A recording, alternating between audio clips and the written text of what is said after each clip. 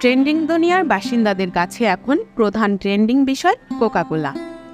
একটি বিজ্ঞাপনকে ঘিরে বাংলার তাবৎ ফেসবুকবাসী গত 2-3 দিন ধরে বোধ হয়ে আছেন ফিলিস্তিন, কোকা-কোলা ফ্যাক্টরি, ইসরায়েল ইত্যাদি শব্দগুলোর মধ্যে। কি আছে সেই আলোচিত সমালোচিত বিজ্ঞাপনে?